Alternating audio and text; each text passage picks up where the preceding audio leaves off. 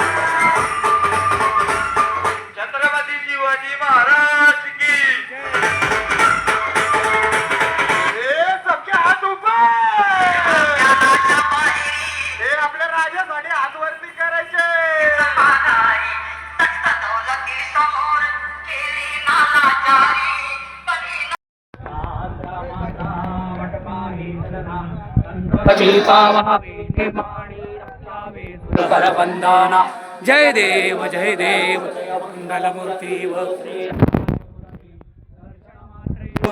चरणे मात्रे कामना पुरती जय देव भारी तुझोड संसारी अनाथनाथ करुणा विस्तारी वारी